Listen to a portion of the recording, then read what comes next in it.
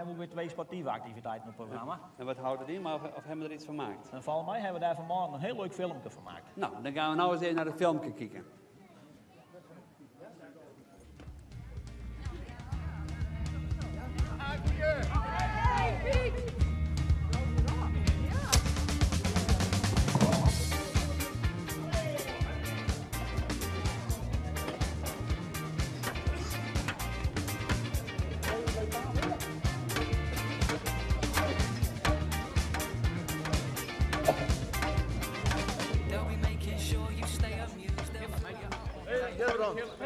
Waar zijn we bezig, jongen? We zijn Dwaande. Dwaande? Dwaande met de taartreadings voor de Kolmer Katloop. Goeie zaak. Op Vrede Jong, 29 april. Hutrennen voor Jong en Noord. Voor de prachtige green omgeving van Kolm.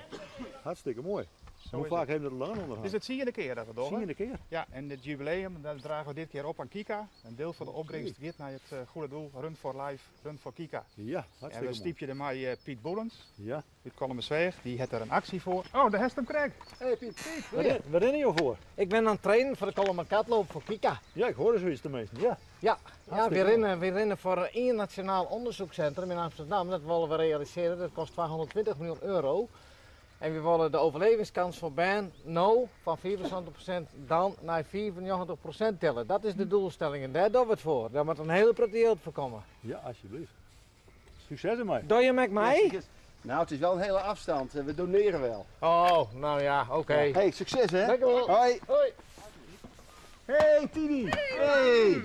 Hoe is het? Ja, goed. Hartstikke mooi. Aan het oefenen voor de katloop? Ja.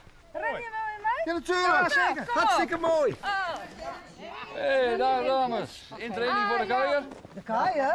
Ja, de kuier is nee. En dat is schrikkelijk voor die. Oké, nou, 23 april. Oh, hey. Wat is dat dan? Dankjewel.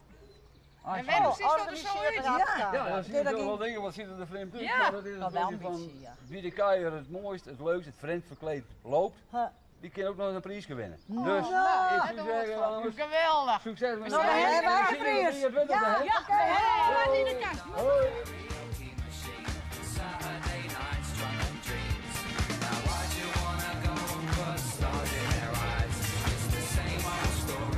Ja, doe het.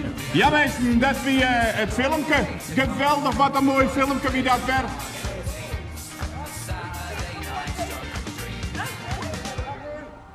En de Harskamp, hè, net wel eens deze